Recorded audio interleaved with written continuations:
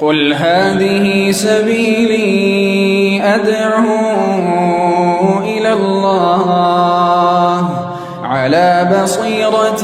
أنا ومن اتبعني وسبحان الله وما أنا من المشركين. إن الحمد لله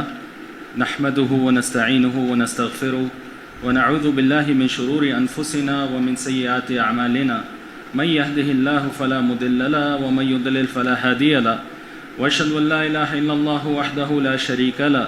وأشهد أن محمدا عبده ورسوله. أما بعد فإن خير الحديث كتاب الله وخير الهدي هدي محمد صلى الله عليه وسلم وشر الأمور محدثاتها وكل محدثة بدعة وكل بدعة ضلالة وكل ضلالة في النار ثم أما بعد. معزز سامعین کرام، یہ نہایت خوشی اور مسرت کا موقع ہے کہ اس مبارک مسجد تقویٰ تولی چوکی حیدرآباد دکن ہندوستان میں اس علمی دروس کا سلسلہ قائم کرنے کی توفیق ہو رہی ہے. یہ 3 دن کا دورہ علمیہ ہوگا جو آج پیر کے دن سے لے کر پرسوں بدھ کے دن تک، آج 18 نومبر سے لے کر پرسوں 20 نومبر تک 3 دن تک اسی وقت مغرب اور عشاء کے درمیان قائم ہوگا، جس میں ہم انشاءاللہ امام الحمیدی رحمہ اللہ کا مختصر جامع عقیدت میں رسالہ اصول السنہ کی شرح پیش کریں گے. اور اس رسالے کی شرح آغاز کرنے سے پہلے یہ نہایت ہی مفید ہوگا کہ امام الحمیدی رحمہ اللہ کی بھی مختصر سیرت اور سوانح پیش کر دی جائے. ہمیں یقین ہے کہ اکثر یہاں پر حاضرین کبھی امام الحمیدی کا نام نہیں سنے ہوں گے یا متعارف نہیں ہوں گے. بعض مشہور ائمہ، اصحاب الکتب الستہ وغیرہ دیگر علماء کا نام سنے ہوں گے، مگر امام الحمیدی کا نام نہیں سنے ہوں گے. امام الحمیدی، آپ کا نام، نسب، نسبت، کنیت ابو بکر عبداللہ ابن الزبیر ابن عیسیٰ ابن عبید اللہ ابن اسامہ ابن عبداللہ ابن حمید ابن زہیر ابن الحارث ابن اسد ابن عبد العزیٰ ہے. یہ آپ کا مکمل نسب ہے. اور آپ کی کنیت ابو بکر ہے اور آپ کی نسبت القرشی الاسدی الحمیدی المکی. القرشی، قریش کی قبیلے کی طرف نسبت کہ آپ قریشی، مکے کے مشہور قریش کے قبیلے سے تھے. اور الاسدی اس بڑے قبیلے کی ایک چھوٹی فرع بنو اسد. اور آپ الحمیدی جو بنو اسد کی بھی ایک چھوٹی فرع ہے. اور ان کا نام اس سلسلہ نسب میں گزرا ہے کہ آپ کے آبا اجداد میں ایک کا نام حمید ابن زہیر ابن الحارث ابن اسد ابن عبد العزیٰ، اس لیے آپ القریشی الاسدی الحمیدی ہے. المکی، یہ نسبت آپ کی شہر کی طرف ہے، جہاں آپ نے رہائش اختیار کی، آپ نے جہاں علم حاصل کیا، جہاں آپ نے علم کو نشر کیا، اور جہاں آپ رحمہ اللہ نے وفات پائی. مکے کا شہر مشہور، حجاز کا شہر ام القریٰ، سارے قریوں میں، سارے شہروں میں سب سے افضل ترین بہتر شہر. جہاں تک آپ کی ولادت کا مسئلہ ہے تو کتب تراجم اور علماء کے سوانح اور سیرت کی کتابوں کو چھان ماننے کے باوجود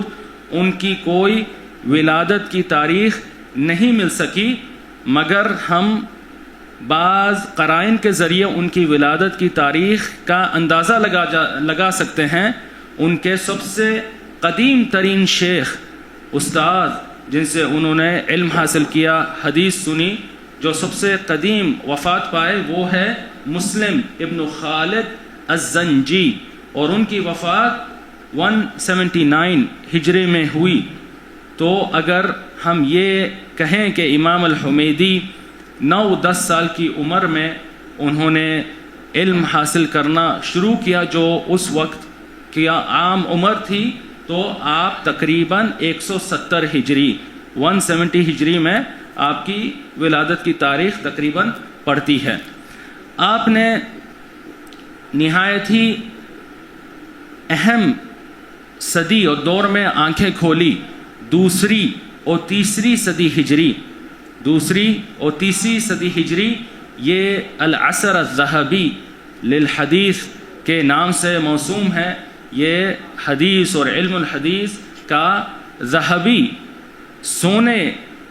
چاندی کا یہ زمانہ تھا۔ بڑے بڑے پائے کے اساتین علماء حدیث محدثین اس 2 صدیوں میں پائے جاتے تھے، جیسا کہ امام عبداللہ ابن المبارک اور وکیع ابن الجراح اور سفیان ابن عیینہ اور عبد الرحمن ابن مہدی اور یحییٰ ابن سعید القطان اور اس جیسے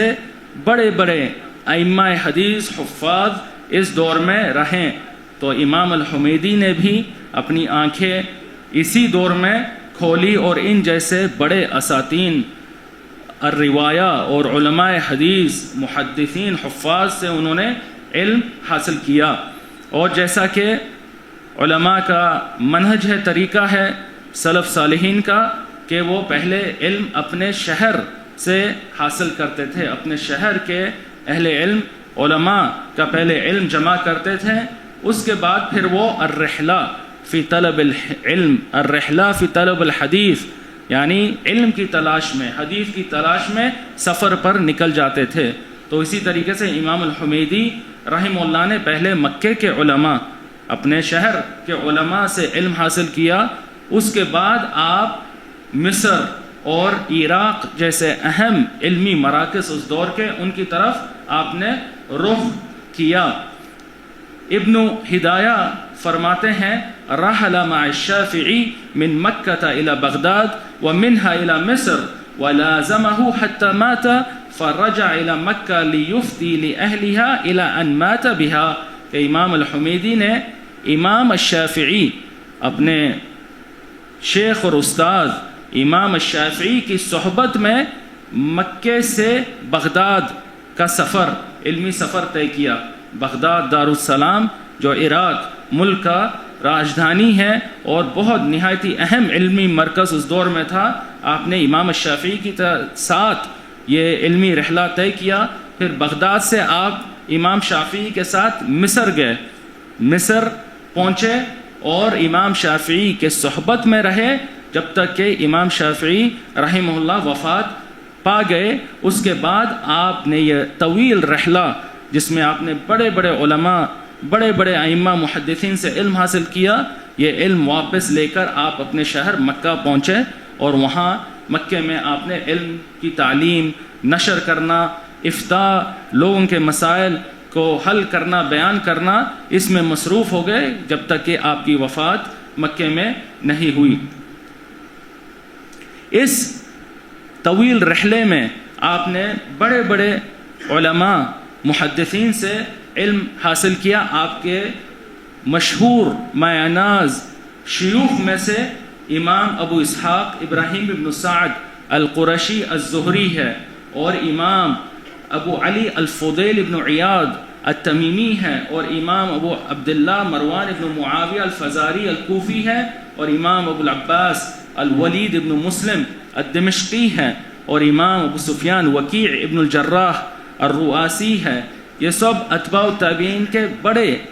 بڑے کبار اتباع التابعین کے ائمہ گزرے ہیں۔ ان کے شیوخ میں سے ایک مایاناز استاذ و شیخ امام سفیان ابن عیینہ ہیں، ابو محمد سفیان ابن عیینہ الہلالی المکی، جو مکے میں اتباع التابعین کے دور میں سب سے بڑے محدث اور عالم تھے۔ روایت کا دار و مدار اہل مکہ کا، اسانید کا دار و مدار امام سفیان بن عیینہ پر تھا۔ امام حمیدی نے کثیر تعداد میں ان سے احادیث سنی، ان کی ملازمت کی، ان سے لمبے عرصے تک وہ علم حاصل کرے۔ امام سفیان بن عیینہ کا غزیر علم امام حمیدی تک پہنچا. وہ خود کہتے ہیں جالست سفیان ابن عیینہ 19 سنہ او نحوہا، کہ میں اپنے شیخ اور استاد سفیان ابن عیینہ کی صحبت میں میں نے 19 سال میں نے یا اس سے زائد لگائیں، 19 سال میں امام سفیان ابن عیینہ سے علم حاصل کرتا رہا. ان کے شیوخ میں سے ایک کا ابھی گزرا نام ان کا گزرا ہے، امام الشافعی بھی ہے، امام ابو عبداللہ محمد ابن ادریس الشافعی. جہاں تک آپ کے تلاميذ شاگردوں کی بات ہے تو جب آپ مکہ لوٹے تو بڑے بڑے ائمہ نے مکہ کا رخ کیا کہ اس بڑے امام الحمیدی سے وہ علم حاصل کریں، حدیث سنیں، حدیث کی روایت حاصل کریں. امام ابن ناصر الدین فرماتے ہیں حدث عنہ البخاری وغیرہ من کبار الائمہ، کہ بڑے بڑے کبار ائمہ نے ان سے علم حاصل کیا. ان میں ایک سر فہرست امام البخاری بھی ہے. امام البخاری امام حمیدی کے مایہ ناز، وہ ان کے شاگرد ہیں. امام الذہبی فرماتے ہیں حدث عنہ البخاری والزہلی وابو زرعہ وابو حاتم وبشر ابن موسیٰ وخلق، کہ امام الحمیدی کے شاگردوں میں امام البخاری اور امام الزہلی اور ابو زرعہ اور ابو حاتم جیسے بڑے پائے کے ائمہ حفاظ محدثین ہیں، بشر ابن موسیٰ اور دوسرے کبار علماء بھی ہیں. امام البخاری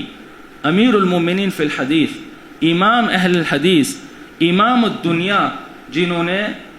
کتاب اللہ کے بعد اصح ترین کتاب تالیف فرمائی صحیح البخاری، جس کے ہر حدیث پر ساری امت کی اس کی صحت کا اجماع ہے.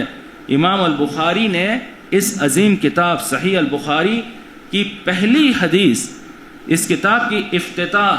پہلا نام سند میں کیا ذکر کیا؟ کہتے ہیں حدثنا الحمیدی عبداللہ ابن الزبیر.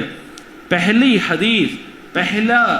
راوی، شیخ جس پہ انہوں نے حدیث روایت کی وہ ہے امام الحمیدی. امام الحمیدی حدثنا الحمیدی عبداللہ ابن الزبیر قال حدثنا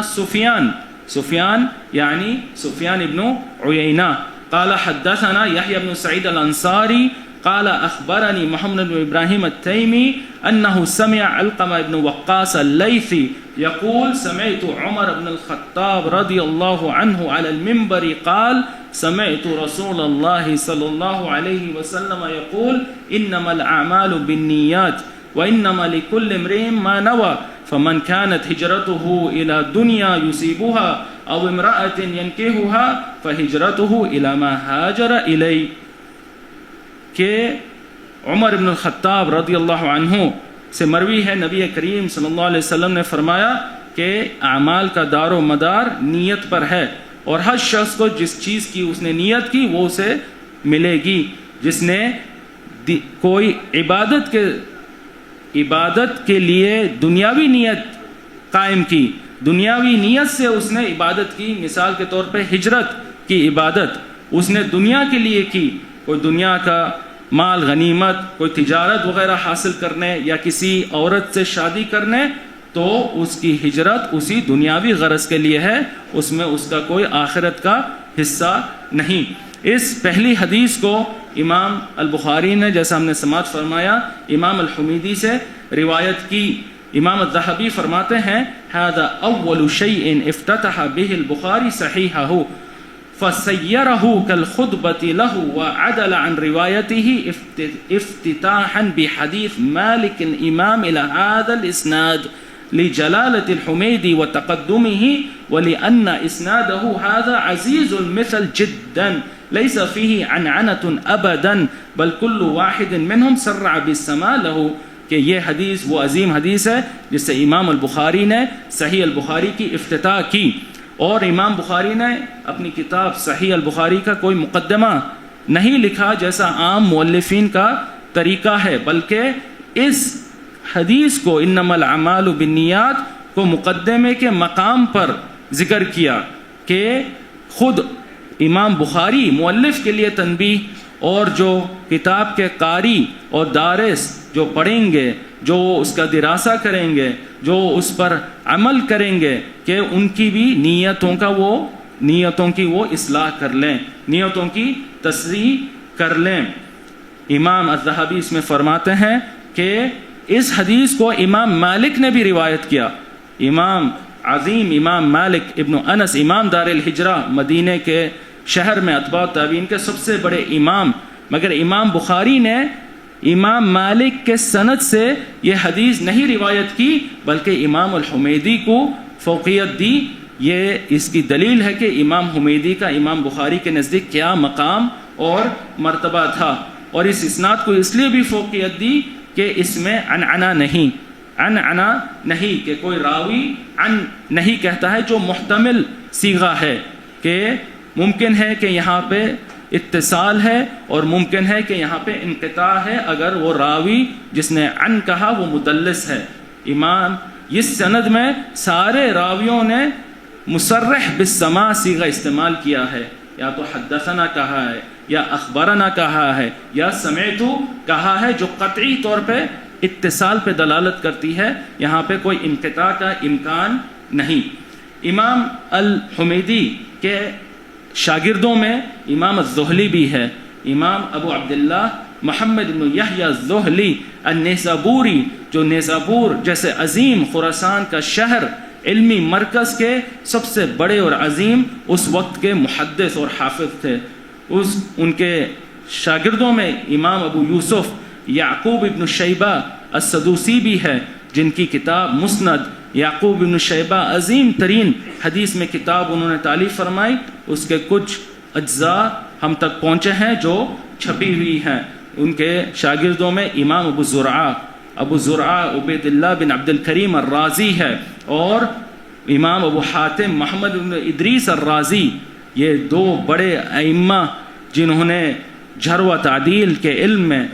بہترین کتاب، سب سے اوسع کتاب الجرح و تعدیل، سب سے وسیع جرح و تعدیل پہ کتاب الجرح و تعدیل تالیف فرمائی۔ اس کے ساتھ ان کے شاگردوں میں ابو یوسف یعقوب بن سفیان الفسوی بھی ہے، جنہوں نے اپنی معروف کتاب المعرفہ والتاریخ تالیف فرمائی، جو مطبوع اور متداول ہے۔ ان کے شاگردوں میں ابو علی بشر ابن موسیٰ الاسدی البغدادی بھی ہے، جو ان کے کتابوں کے امام الحمیدی کے کتابوں کے راوی بھی ہیں۔ انہوں نے امام الحمیدی کے کتابوں کو امام الحمیدی سے روایت کے ذریعے، سماع، عرض وغیرہ کے ذریعے سنا یا پڑھا، اور پھر اسناد کے ساتھ ان پر روایت کی، جیسا کہ اس رسالے کو بھی انہوں نے، اصول السنہ کو بھی انہوں نے امام الحمیدی پر روایت کی۔ جہاں تک امام الحمیدی کے علمی مقام اور مرتبت اور علماء اسلام ائمہ کے ان پر تعریف کی بات ہے، تو علماء عظام، ائمہ الاسلام نے ان پر روشن تعریفیں ان کے حق میں فرمائی، اور ان کے علم کی، اور ان کی زہد کی، اور ان کی دینداری کی، ان کے تقوی پرہیزگاری کی، ان کے عدالت کی، ان کے ضبط کی، ان کی نہایت ہی اعلیٰ مرتبے سے تعریف کی۔ امام احمد بن حنبل رحمہ اللہ، امام اہل سنت والجماعہ، فرماتے ہیں الحمیدی عندنا امام، کہ امام الحمیدی جو ہے وہ ہمارے بیچ، ہمارے پاس ان کا مقام امامت کا ہے، امام ہے دین اسلام میں۔ امام البخاری فرماتے ہیں الحمیدی امام فی الحدیث، امام البخاری فرماتے ہیں کہ حمیدی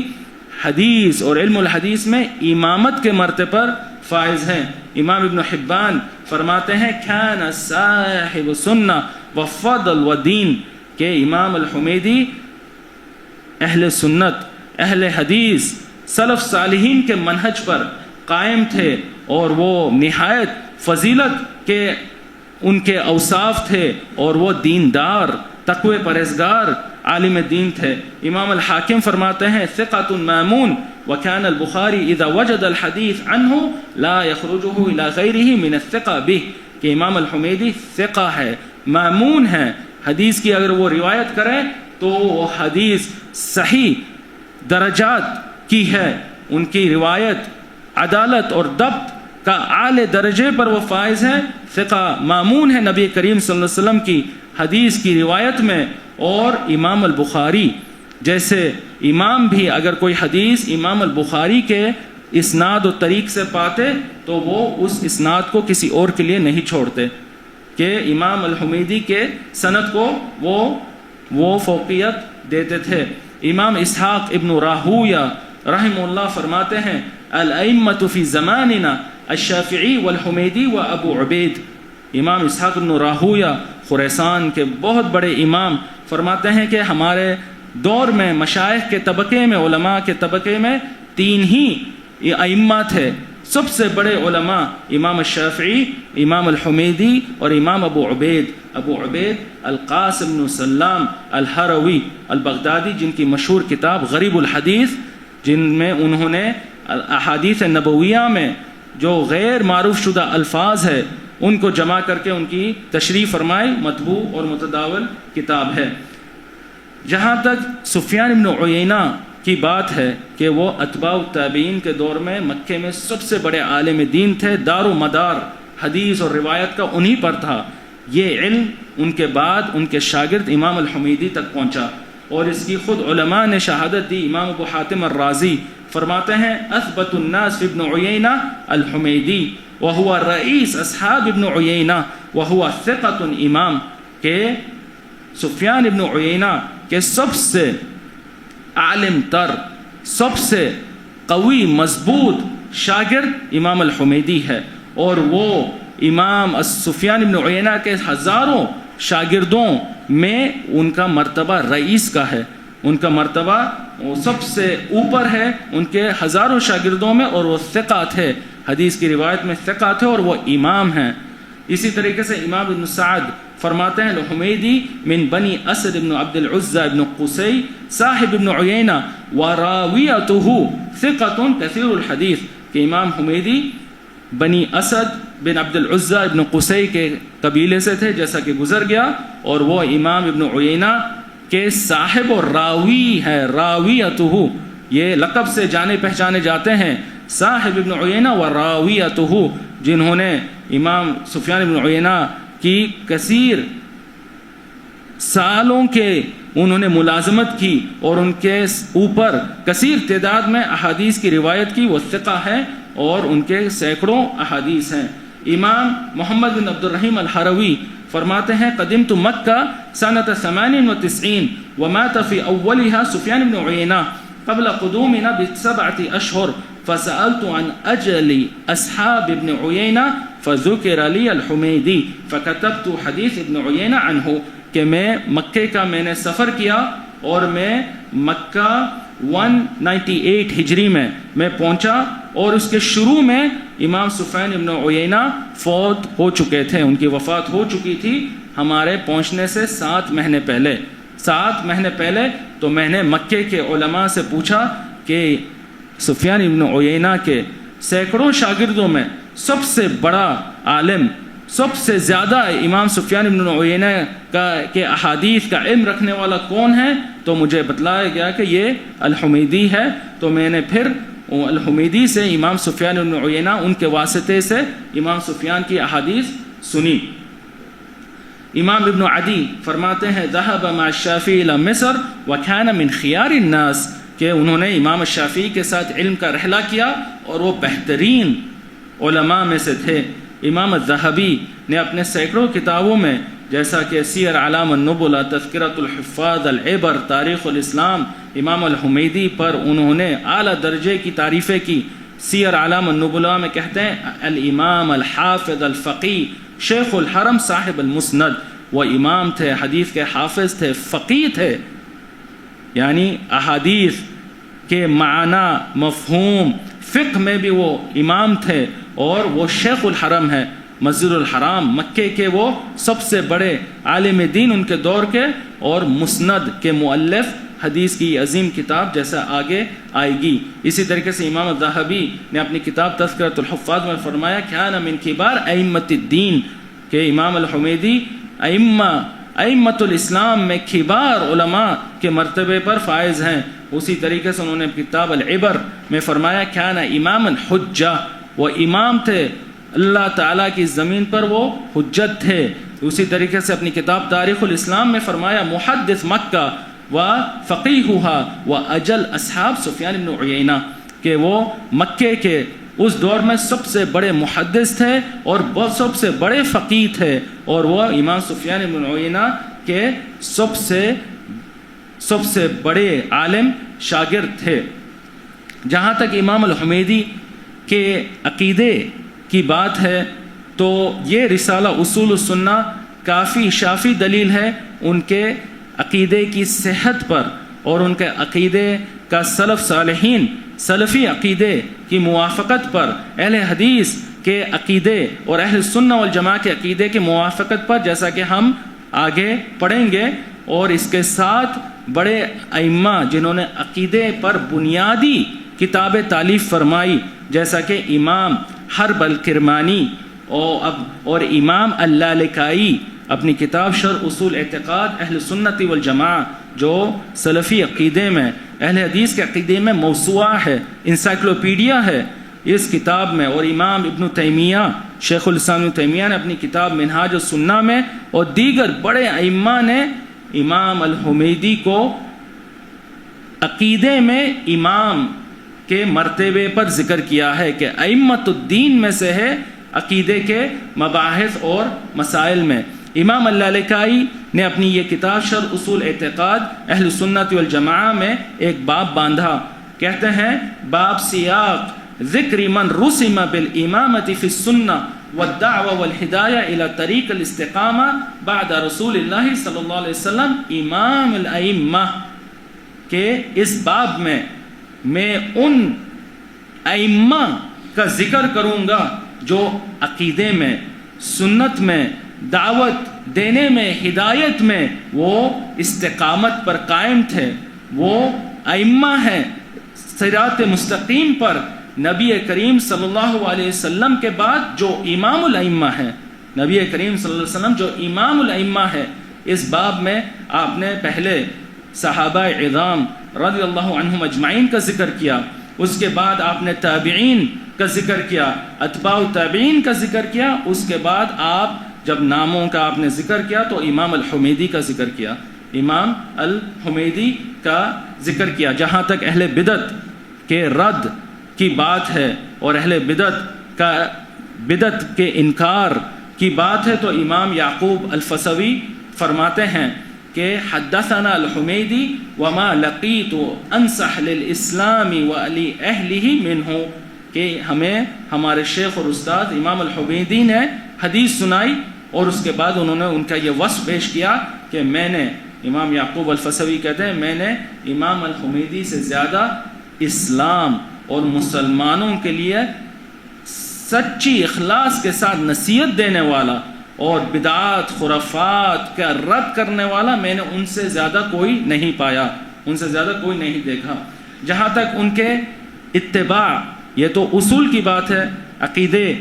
اعتقاد اصول کی بات، جہاں تک فروع کی بات ہے ان کے فقہی مسلک کی بات ہے، اتباع کی بات ہے، تو وہ مسلک اہل حدیث کے بڑے ائمہ میں سے تھے، مسلک اہل حدیث پر وہ قائم تھے، اور ان کو اہل حدیث کے بڑے علماء کے ساتھ ان کو ذکر کیا گیا۔ امام الحاکم رحم اللہ کہتے ہیں الحمیدی مفتی اہل مکہ و محدثہم وہو لأہل الحجاز فی السنہ کا احمد بن حنبل لأہل العراق، کہ امام الحمیدی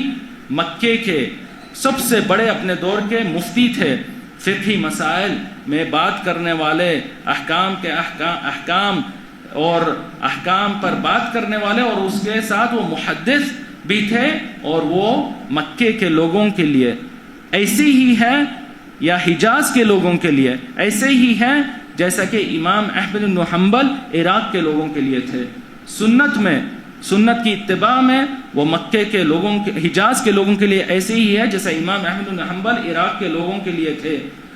علی ابن خلف فرماتے ہیں سمعت الحمیدی یقول ما دمت بالحجاز و احمد بن حنبل بالعراق و اسحاق بخراسان لا یغلبنا احد، کہ امام الحمیدی کہتے ہیں جب تک میں حجاز میں زندہ ہوں اور احمد بن حنبل، امام احمد بن حنبل عراق میں زندہ ہے، اور جب تک اسحاق بن راہویہ خراسان میں زندہ ہے، کوئی بدعتی، کوئی فقہی مسلک میں مسلک اہل حدیث سے اختلاف کرنے والا ہم پر غالب نہیں ہو سکتا. اسی طریقے سے امام الحمیدی فرماتے ہیں واللہ لِأَنْ أَغْزُوَ هَؤُلَاءِ الَّذِينَ يَرُدُّونَ حَدِيثِ رسول اللہ صلی اللہ علیہ وسلم احب الی من ان اغزو عدتهم من الاتراک، کہ اللہ کی قسم کہ میں ایسے لوگوں سے جنگ کروں جو حدیث رسول صلی اللہ علیہ وسلم کو ترک کرتے ہیں، حدیث رسول کو چھوڑ دیتے ہیں، دوسری باتوں کو، اقوال، آراء، علماء کے اقوال، آراء وغیرہ کو فوقیت حدیث رسول پر دیتے ہیں، یہ مجھے زیادہ محبوب ہے کہ ایسے لوگوں سے لڑوں اس بنسبت ان سے کہ میں اتراک سے لڑوں. اتراک یعنی اس دور میں وہ مسلمان دولت اور مسلمان خلافت کا آخری حصہ تھا، جس کے بعد غیر مسلم روم وغیرہ رہا کرتے تھے. امام الذہبی رحمہ اللہ فرماتے ہیں امام اہل مکہ فی الفقہ والحدیث توفی علی راس العشرین و میتین اخذا سفیان بن عیینہ والشافعی وغیرہما وصدر البخاری صحیح بروایتی عنہ، کہ وہ مکے کے اس دور کے حدیث اور فقہ میں وہ امام تھے، اور وہ جیسا کہ آئے گا 220 ہجری کے شروع میں وہ فوت ہوئے، اور ان پر انہوں نے سفیان بن عیینہ اور شافعی وغیرہ جیسے بڑے علماء سے علم حاصل کیا. اور امام بخاری نے اپنی کتاب صحیح البخاری کو ان کی حدیث کی روایت سے شروع کیا. امام ابن قیم الجوزیہ اپنی کتاب اجتماع الجیوش الاسلامیہ میں فرماتے ہیں احد شیوخ النبل شیخ البخاری امام اہل الحدیث فی الفقہ فی وقتہ وہو اول رجل افتتح بالبخاری صحیحہ، کہ امام الحمیدی بڑے ائمہ میں سے تھے، امام البخاری کے شیوخ میں سے ہیں، وہ اہل حدیث کے امام ہے. فقہ میں اہل حدیث کے مسلک کے ائمہ میں سے ہے اپنے دور کے، اور وہ پہلے راوی ہے جن پر امام بخاری نے حدیث اپنی صحیح میں روایت کی. امام ابن حجر العسقلانی بھی اپنی کتاب تقریب التہذیب میں فرماتے ہیں ثقۃ حافظ فقیہ اجل اصحاب ابن عیینہ، کہ وہ ثقہ ہے، حافظ ہے، حدیث کے علم میں سب سے اعلی درجے پر فائز ہے، اور فقیہ ہے. فقہ میں بھی وہ امامت کے درجے پر فائز ہے، امام سفیان بن عیینہ کے وہ سب سے افضل ترین شاگرد ہیں. اس کے بعد امام الحمیدی کے مؤلفات کی طرف آتے ہیں، ان کی کتابیں جو انہوں نے علم ہمارے بیچ وہ چھوڑ گئے ہیں. تراجم کی کتابیں چھان مارنے کے بعد علماء کی سوانح، امام الحمیدی کی سوانح کتابوں میں چھان مارنے کے بعد ہمیں صرف 5 کتابوں کا ذکر ملتا ہے. امام الحمیدی نے یہ 5 کتابیں تالیف فرمائی، اس میں سر فہرست ان کی عظیم کتاب مسند الحمیدی جو 2 جلدوں میں مطبوع ہے، اور اس میں انہوں نے 1390 احادیث کو انہوں نے ذکر کیا، احادیث اور آثار کو 1390 احادیث اور آثار کو انہوں نے اس کتاب میں ذکر کیا. اور اس میں انہوں نے امام سفیان بن عیینہ اپنے عظیم شیخ اور استاد سے کثرت سے روایت کی، اور امام سفیان بن عیینہ کے دقیق اسناد پہ کلام، رجال اسانید کے روات پر کلام کو انہوں نے احادیث کے بعد ذکر کیا. امام سفیان بن عیینہ کے جو احکام ڈھونڈنا چاہتا ہے اسانید احادیث پر، رجال روات پر، تو اسے لازماً مسند الحمیدی کی طرف رجوع کرنا چاہیے. اور یہ وہ اقوال ہے جو آپ کو کسی اور کتاب میں، حتیٰ الجرح و تعدیل کی کتابوں میں نہیں ملیں گے. یہ امام الحمیدی نے امام سفیان بن عیینہ سے یہ قلم بند کیا اس عظیم کتاب المسند میں. امام الحمیدی کی دوسری کتاب الدلائل ہے، دلائل النبوہ، جس میں انہوں نے نبی کریم صلی اللہ علیہ وسلم کی سچی نبوت کے دلائل پیش کیے، آیات، احادیث، آثار وغیرہ سے۔ ان کی تیسری کتاب کتاب التفسیر ہے، انہوں نے قرآن مجید کی تفسیر بھی تالیف فرمائی، تفسیر بالماثور، اہل حدیث کے طریقے پر، محدثین کے طریقے پر، جن میں انہوں نے آیات قرآن کی تفسیر احادیث نبویہ سے کی، آثار سلف سے کی۔ چوتھی کتاب کتاب الرد علی النعمان، اس کتاب میں انہوں نے اہل الرائے کے امام النعمان، امام ابو حنیفہ النعمان ابن ثابت الکوفی رحمہ اللہ کا رد کیا، اہل حدیث کی مسلک کی انہوں نے تائید کی، نصرت کی، اور جو اہل الرائے احناف کا طریقہ استدلال ہے، منہج ہے فقہی مسائل میں کہ وہ رائے پر، قیاس پر اپنے مسائل کی بنیاد رکھتے ہیں۔ امام ابو حنیفہ کے اقوال اور فتاوی اور ان کے جو کبار شاگرد تھے قاضی ابو یوسف اور محمد بن حسن الشیبانی اور دیگر شاگردوں کے اقوال اور فتاوی سے قیاس کر کے دوسرے مسائل پر حکم لگاتے ہیں۔ جو اہل الرائے کا یہ منہج ہے، اس پر انہوں نے اس کتاب میں رد کیا، اور اہل حدیث کا جو مسلک ہے فقہ میں کہ وہ احادیث سے استنباط کرتے ہیں، احادیث سے احکام نکالتے ہیں، اس کی نصرت و تائید کی۔ پانچویں کتاب اصول السنہ ہے، یہ مختصر جامع رسالہ جو انہوں نے عقیدے کے باب میں تالیف فرمایا، جس کا تفصیل سے ذکر آگے آئے گا انشاءاللہ۔ یہ عظیم امام الحمیدی کی وفات دن کے شروع حصے میں پیر کے دن ربیع الاول کے مہینے میں 219 ہجری 219 ہجری میں مکے کے شہر میں واقع ہوئی۔ 219 ہجری میں وہ مکے کے شہر میں وفات پائے، جیسا کہ ان کے عظیم شاگرد امام البخاری نے ذکر کیا ہے اپنی کتاب تاریخ الکبیر میں۔ امام البخاری کی حدیث کو ائمہ ستہ بخاری اور مسلم اور ابو داؤد اور ترمذی اور نسائی اور ابن ماجہ میں سے ان علماء نے روایت کیا ہے۔ امام المزی اپنی کتاب تہذیب الکمال فی اسماء الرجال، جو روات کتب الستہ کے اسانید میں آتے ہیں، ان کے اوپر سب سے بڑی انسائکلوپیڈیا ہے۔ اگر کوئی شخص ان روات جو کتب الستہ اور ائمہ ستہ کے کتابوں کے اسانید میں پائے جاتے ہیں، ان کے متعلق کچھ بھی علم حاصل کرنا چاہتا ہے، ان کا نام، ان کی نسبت، ان کی کنیت، ان کے کون شیوخ تھے، ان کے کون سے تلامیذ تھے، ان کا جرح و تعدیل کے اعتبار سے کیا مرتبہ تھا، کیا ان کی حدیث قبول کی جائے گی، کیا ان کی حدیث رد کی جائے گی، ان کی وفات کب ہوئی، اور دیگر مسائل، سب سے عظیم موسوعہ تہذیب الکمال ہے، جس کی طرف وہ رجوع کرے امام المزی کا۔ اس میں انہوں نے ہر راوی کے نام سے پہلے رموز کا اختیار کیا، حروف کا استعمال کیا، جو دلالت کرتے ہیں کہ اس راوی کو ائمہ ستہ میں سے کس نے اپنی کتابوں میں روایت کی ہے۔ تو وہ فرماتے ہیں امام الحمیدی کے متعلق: خا مق میم قاف دال تا سین فق فا قاف۔ یہ محدثین کے نزدیک، علم الرجال، جرح و تعدیل کے علماء کے نزدیک مشہور رموز ہے۔ خا یعنی امام البخاری نے صحیح البخاری میں امام الحمیدی سے حدیث روایت کی۔ مق میم قاف یعنی امام مسلم نے اپنے صحیح کے مقدمے میں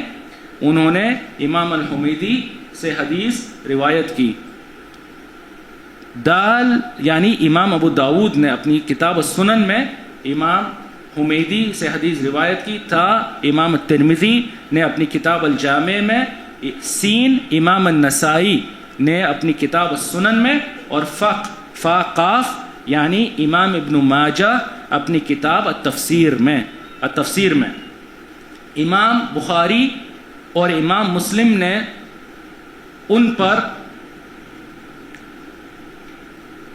امام بخاری نے 75 احادیث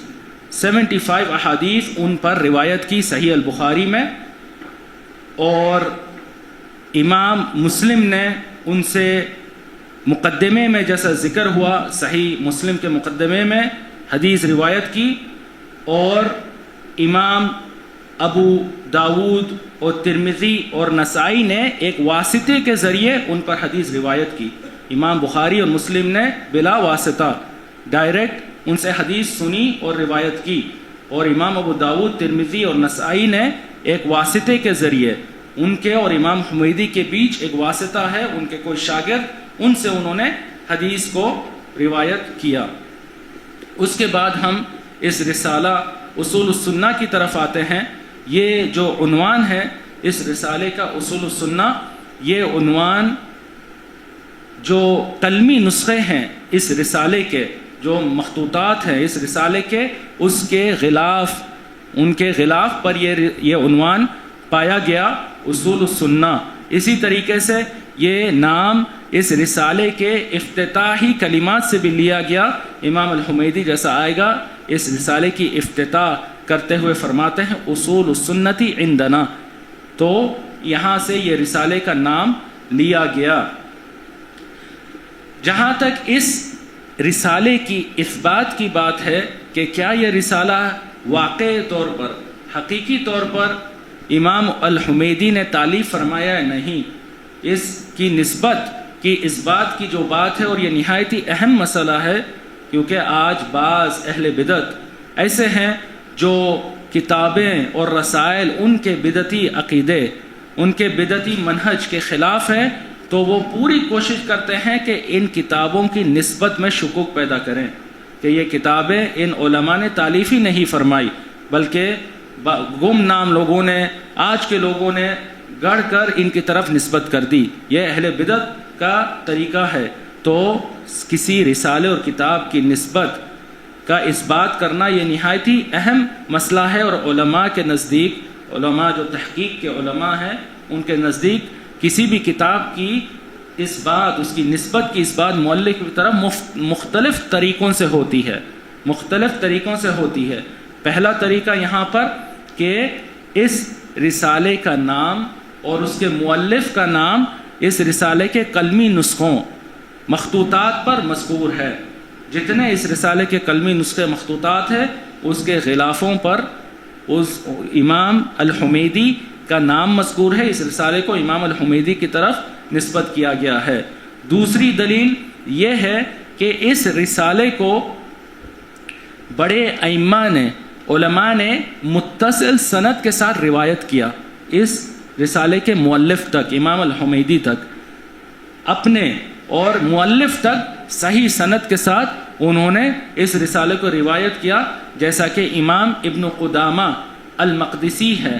امام ابن قدامہ المقدسی اپنی کتاب ذم التاویل میں اس رسالے کو متصل سند کے ساتھ امام الحمیدی تک پہنچ کر انہوں نے روایت کیا ہے، اور اس رسالے کے بعض فقرات کو نقل کیا ہے۔ اسی طریقے سے امام الذہبی نے اپنی کثیر کتابوں میں، جیسا کہ تذکرۃ الحفاظ ہے، اولا العرش ہے، اور العلو للعلی الغفار ہے، اور الاربعین فی صفات رب العالمین ہے، انہوں نے متصل سند کے ساتھ اس رسالے کو امام الحمیدی سے روایت کیا ہے، اور اس کے وہی فقرے ذکر کیے جو اس رسالے میں موجود ہیں، اس میں بالکل مطابقت ہے۔ تیسری دلیل کہ بعض اہل علم، بعض ائمہ نے اگرچہ اس رسالے کو متصل سند کے ساتھ روایت نہیں کیا، مگر بہرحال بہرکیف انہوں نے امام الحمیدی کی طرف اس رسالے کی نسبت فرمائی اور اس سے فقرات نقل کیے، اور وہ فقرات وہی ہیں جو بالکل اس رسالے میں بالکل مطابقت کے ساتھ موجود ہیں۔ اور ان میں شیخ الاسلام ابن تیمیہ ہیں رحمہ اللہ، اپنی کتاب مجموع الفتاوی میں انہوں نے اس رسالے کی نسبت امام الحمیدی کی طرف کی، کہتے ہیں وَثَبَتَ عَنِ الْحُمَيْدِي أَبِي بَكْرَ عبداللہ بن الزبیر انہو قال اصول السنہ عندنا، پھر کچھ فقرات اس رسالے کے نقل کیے کہ ہمارے نزدیک یہ بات ثابت ہے کہ امام ابو بکر عبداللہ بن زبیر الحمیدی نے یہ رسالہ تالیف کی. اس کے شروع میں کہا اصول السنہ ہمارے نزدیک یہ ہیں، پھر اس کے کچھ فقرات نقل کیے. اسی طریقے سے امام ابن قیم الجوزیہ اپنی کتاب اجتماع الجیوش الاسلامیہ میں بھی یہ رسالے کو امام حمیدی کی طرف نسبت کر کے اس سے نقل کرتے ہیں. کہتے ہیں اقوال ائمۃ اہل الحدیث الذین رفع اللہ منارہم فی العالمین وجعل لهم لسان صدق فی الآخرین. جہاں اس کے بعد وہ کہتے ہیں ذکر قول عبداللہ بن زبیر الحمیدی، کہ یہ باب باندھا ہے اپنی کتاب میں ان اہل حدیث کے ائمہ کے اقوال عقیدے کے باب میں جن کو اللہ تعالیٰ نے روشن نشانیاں اس دنیا میں بنائی اور ان کا ذکر خیر ہر دور میں باقی رکھا. اس کے بعد ان ائمہ میں سے وہ ذکر کرتے ہیں قول عبداللہ بن زبیر الحمیدی، امام عبداللہ بن زبیر الحمیدی کا عقیدے میں کلام، اور پھر فقرات اس رسالے سے نقل کرتے ہیں جو بالکل ویسے ہی ہے جیسا اس رسالے میں پائے جاتے ہیں. جہاں تک اس رسالے کے قلمی نسخوں مخطوطات کو ایڈٹ کر کے تحقیق کر کے چھاپنے کی بات ہے تو یہ رسالہ پہلی مرتبہ عبداللہ ابن یوسف الجدی نے چھاپا اس کی تحقیق کر کے، اور اس کے بعد یہ کئی مرتبہ چھپتا رہا. اور اس میں سب سے جو بہترین تحقیق اور تخریج شدہ نسخہ ہے وہ ہمارے نہایت ہی محترم استاد اور شیخ قسم العقیدہ کلیت الدعوہ جامعہ اسلامیہ مدینہ منورہ کے استاد دکتور عبداللہ بن سلیمان الغفیلی حفظہ اللہ کی تحقیق شدہ نسخہ ہے. جہاں تک اس کتاب کی شرح کی بات ہے تو کئی سارے معاصر علماء بڑے اہل علم نے اس رسالے کی شرح کی، اور آج جو نئے وسائل ہمارے درمیان موجود ہیں ویڈیو کے ذریعے، آڈیو کے ذریعے، اور پھر بعض یہ دروس جو مسجل تھے ریکارڈڈ تھے ان کو تفریق کر کے ان کو کمپوز ٹائپ کر کے انہیں چھاپا بھی گیا، جیسا کہ ایک شرح فتح ذی الجلال والمنہ فی شرح اصول السنہ ہے جو ہمارے شیخ عبید بن عبداللہ الجابری رحمہ اللہ جو 2 سال پہلے فوت ہوئے ہیں، جامعہ اسلامیہ مدینہ منورہ کے استاذ تھے، مدینے میں ان کی وفات ہوئی، انہوں نے یہ شرح لکھی. اس کے ساتھ ایک شرح تمام المنہ فی شرح اصول السنہ ہمارے شیخ اور استاد کلیت الحدیث کے استاد ڈاکٹر عبداللہ بن عبد الرحیم البخاری حفظہ اللہ کی یہ شرح ہے جو مطبوع اور موجود ہے. اس مختصر سے مقدمے کے بعد جس میں امام الحمیدی کا مختصر سا تعارف پیش کیا گیا اور اس رسالے اصول السنہ کا مختصر سے تعارف پیش کیا، اب ہم رسالے کی طرف آتے ہیں. اس رسالے کے شروع میں ہم یہ الفاظ پاتے ہیں حدثنا بشر ابن موسیٰ قال حدثنا الحمیدی قال اصول السنة عندنا. اس رسالے کے شروع میں ناسخ نے اس رسالے کی سند ذکر کی کہ بشر ابن موسیٰ روایت کرتے ہیں اپنے شیخ اور استاد حمیدی الحمیدی پر، جو کہتے ہیں اصول السنہ عندنا، جہاں سے رسالہ شروع ہوتا ہے. بشر ابن موسیٰ کا ذکر امام الحمیدی کے شاگردوں میں گزر چکا. یہاں پر شرح کی بات ہے تو ان کا بھی تعارف پیش کر دیتے ہیں کہ یہ ہے بشر ابن موسیٰ ابن صالح ابو علی، ان کی کنیت ہے الاسدی البغدادی. یہ 190 ہجری میں پیدا ہوئے، 190 ہجری میں پیدا ہوئے، اور بڑے محدث اور عالم دین تھے. امام خطیب البغدادی رحمہ اللہ فرماتے ہیں کان ثقۃ امینا عاقلا رکینا، کہ بشر ابن موسیٰ ثقہ تھے، امین تھے، حدیث رسول صلی اللہ علیہ وسلم کی روایت میں قابل اعتماد تھے، نہایت ہی بلند پائے کہ ان کی عقل اور سمجھ تھی. امام ابو بکر الخلال فرماتے ہیں کان احمد بن حنبل یکرم بشر ابن موسیٰ وکتب لہ الی الحمیدی الی مکہ، کہ امام احمد بن حنبل بھی، امام اہل سنت والجماعہ بھی بشر ابن موسیٰ کی نہایت احترام، اکرام اور عزت کرتے تھے، اور انہیں ان کے ذریعے، امام بشر ابن موسیٰ کے ذریعے امام حمیدی کو وہ رسائل لکھا کرتے تھے مکہ میں، ان کے ذریعے رسائل بھیجا کرتے تھے، خطابات بھیجا کرتے تھے امام الحمیدی کو۔ امام الدارقطنی ان کے بارے میں کہتے ہیں ثقہ، کہ وہ حدیث میں بلند پائے کے صحیح حدیث کے ثقہ راوی ہے، اور ان کی وفات ربیع الاول کے مہینے میں ہوئی 288 ہجری میں۔ اس کے بعد امام الحمیدی فرماتے ہیں اصول السنتی عندنا، کہ سنت کے اصول ہمارے نزدیک یہ ہیں، سنت کے اصول ہمارے نزدیک یہ ہیں۔ سنت سے یہاں کیا مراد ہے؟ سنت سے یہاں کیا مراد ہے؟ سنت کی جو اصطلاح ہے وہ مختلف علماء کے پاس مختلف معنوں میں استعمال کی جاتی ہے، جو معنی ان کے علم اور تخصص کے مطابق ہے، جو ان کی ضرورت، علمی ضرورت اور حاجت کے مطابق ہے، اسی معنی میں انہوں نے سنت کی تعریف کی۔ جیسا کہ محدثین کے نزدیک سنت کی کیا تعریف ہے؟ کل ما اثر عن النبی صلی اللہ علیہ وسلم من قول او فعل او تقریر او صفت خلقیہ او خلقیہ۔ سنت محدثین کے پاس ان 5 چیزوں کا مجموعہ ہے، 5 چیزوں کا مجموعہ ہے۔ نبی کریم صلی اللہ علیہ وسلم کے اقوال، کوئی حدیث جس میں نبی کریم صلی اللہ علیہ وسلم کا قول ہے، اور دوسری چیز نبی کریم صلی اللہ علیہ وسلم کے افعال، نبی کریم صلی اللہ علیہ وسلم کے اعمال، تیسری چیز نبی کریم صلی اللہ علیہ وسلم کے تقریرات۔ تقریر کیا چیز ہے؟ کہ آپ کے موجودگی میں، صلی اللہ علیہ وسلم کی موجودگی میں کوئی کام کیا گیا، یا کوئی کام آپ کی غیر موجودگی میں کیا گیا مگر اس کا علم آپ تک پہنچایا گیا اور آپ اس پر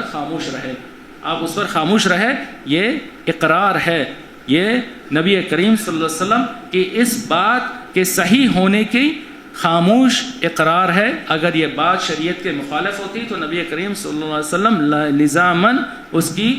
مخالفت کرتے، اس کا انکار کرتے، اس کی تصحیح فرماتے۔ آپ کا سکوت اس کے اقرار، تقریر کی دلیل ہے۔ مثال کے طور پہ جیسا کہ نبی کریم صلی اللہ علیہ وسلم کے مائدے پر، آپ کے دسترخوان پر دب کھایا گیا۔ دب یہ صحرا عرب دنیا میں ریگستانوں میں بڑی سی چھپکلی جیسا جانور ہے، تو آپ صلی اللہ علیہ وسلم جب صحابہ نے یہ کھایا تو آپ خاموش رہے، آپ نے کچھ نہیں کہا۔ اگر اس کے کھانے میں کوئی قباحت ہوتی، حرمت ہوتی تو آپ ضرور اس کا انکار کرتے، ضرور روکتے، مگر آپ کی خاموشی، اقرار، یہ دلیل ہے کہ یہ کھانا جائز ہے، کھانا جائز ہے۔ چوتھی چیز صفاتہ الخلقیہ، نبی کریم صلی اللہ علیہ وسلم کے تخلیق کے صفات، یہ بھی محدثین کے پاس سنت ہے۔ ان احادیث میں جس میں نبی کریم صلی اللہ علیہ وسلم کا وصف آیا ہے کہ آپ کے بال اس طریقے کے تھے، آپ کے بالوں میں اتنے سفید بال تھے، آپ کا رنگ اس قسم کا تھا، آپ کا قد اس طرح تھا، یہ بھی محدثین کے پاس سنت کا حصہ ہے۔ اور کیوں؟ کیونکہ محدثین کے پاس حدیث نبی کریم صلی اللہ علیہ وسلم کی وہ چیز ہے جو ہر ان کا فعل، ان کا قول، ان کی تقریر، ان کی صفات، یہ انہوں نے ساری چیزیں سنت میں داخل کی کہ یہ ساری چیزیں نبی کریم صلی اللہ علیہ وسلم جو مشرع ہے ان سے تعلق رکھنے والی چیزیں ہیں۔ پانچویں چیز الصفات الخلقیہ، نبی کریم صلی اللہ علیہ وسلم کے اخلاق اور کردار، آداب، یہ احادیث بھی علماء حدیث، محدثین جمع کرتے ہیں اور سنت کی کتابوں میں، احادیث کی کتابوں میں ذکر کرتے ہیں۔ اصولیون، اصول الفقہ کے جو علماء ہیں ان کے پاس سنت کی کیا تعریف ہے؟ کل ما صدر عن النبی صلی اللہ علیہ وسلم من قول او فعل او تقریر. وہ صرف 3 چیزوں پہ اکتفا کرتے ہیں. اصولیین، اصول السنہ کے، اصول الفقہ کے علماء کے پاس سنت 3 چیزوں کا مجموعہ ہے. نبی کریم صلی اللہ علیہ وسلم کے اقوال، آپ صلی اللہ علیہ وسلم کے افعال، اور آپ صلی اللہ علیہ وسلم کے تقریرات. صفات خلقیہ اور خلقیہ وہ سنت میں نہیں شمار کرتے. اس کی کیا وجہ ہے؟ کیونکہ ان کا جو علم ہے، فن ہے، اصول الفقہ جو فن ہے وہ یہ علم ہے جس سے وہ جو تشریعی احکام ہیں اس کے دلائل کو وہ نکالتے ہیں. جو تشریعی احکام ہیں، واجب، مندوب، مباح، مکروہ، حرام، اس کے دلائل پر وہ نظر ڈالتے ہیں اور اس مسائل پر وہ گفتگو کرتے ہیں. تو یہاں پہ مثال کے طور پہ وہ بات واضح کرنے، نبی کریم صلی اللہ علیہ وسلم کی خلقت کے صفات کہ آپ کا رنگ اس قسم کا تھا صلی اللہ علیہ وسلم، کیا اس سے کوئی تشریعی حکم قائم ہوتا کہ ایسا رنگ ہونا واجب ہے یا مستحب ہے یا مباح ہے وغیرہ؟ کوئی تشریعی حکم اس سے نہیں ثابت ہوتا کہ نبی کریم صلی اللہ علیہ وسلم کا قد اتنا تھا، اس سے کیا کوئی تشریعی حکم نکلتا ہے کہ یہ واجب ہے کہ کسی کا قد اتنا ہو یا مستحب ہے؟ نہیں نکلتا. تو انہوں نے صرف ان 3 چیزوں پہ سنت کا انحصار کیا، اکتفا، کیونکہ یہ ان کا علم اور ان کی فن کی ضرورت تھی. فقہا جو ہے ان کے نزدیک سنت کی کیا تعریف ہے؟ وہ تعریف ہے جو آج ہم میں عام فہم لوگ سنت کی یہ تعریف جانتے ہیں. ان کے پاس یہ تعریف ہے، ما فی فعلہ ثواب وفی ترکہ ملامت وعتاب لا عقاب. سنت کیا چیز ہے؟ وہ فعل ہے جس کو کرنے سے ثواب اور اجر ملتا ہے اور اس کو چھوڑنے پر کوئی گناہ نہیں ہوتا. سنت یعنی مندوب اور مستحب کی اصطلاح میں فقہا نے استعمال کیا. جو کام مندوب ہے، مستحب ہے، کرنے میں اجر ثواب ملتا ہے مگر چھوڑنے پر کوئی گناہ نہیں ملتا. تو یہ علماء کے ہر تخصص کے مطابق انہوں نے سنت کی تعریف کی. 3 سن ہجری میں جب اہل بدعت عروج پر پہنچے اور حکومت، دار حکومت اور خلافت پر بھی وہ قابض ہوئے، معتزلہ کا گمراہ فرقہ جنہوں نے عباسی جو حکمران تھے ان کو بھی اپنے بازو میں لے لیا اور ان کے ذریعے اپنا بدعتی عقیدہ اعتزال کا انہوں نے لوگوں پر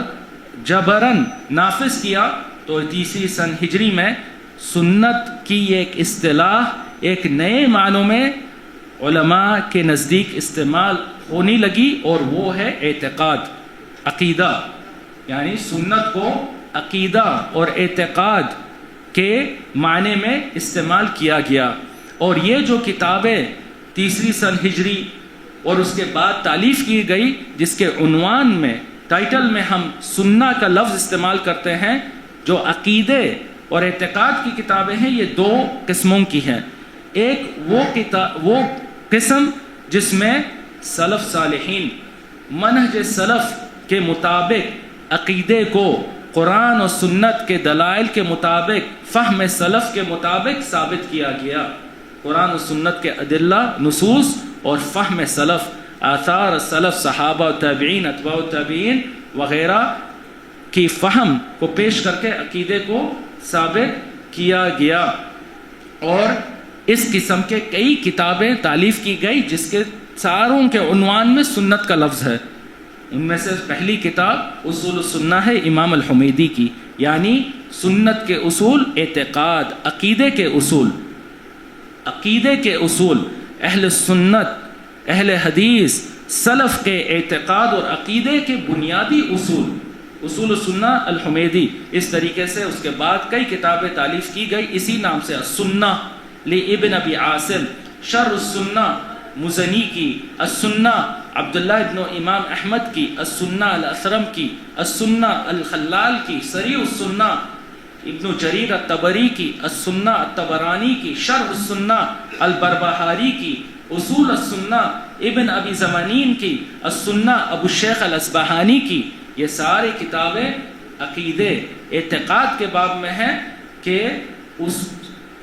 سنت کے اصول، اعتقاد عقیدے کے اصول اہل السنہ اہل الحدیث سلف صالحین کے پاس جو ہے ان کو بیان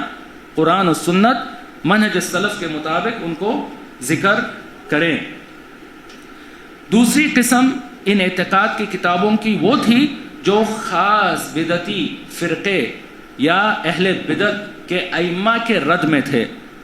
اہل بدعت یا اہل بدعت کے جو امام تھے گمراہ کن ان کے رد میں تھے، جیسا کہ کتاب الرد علی الزنادقہ والجہمیہ امام احمد بن حنبل کی، جس میں انہوں نے یہ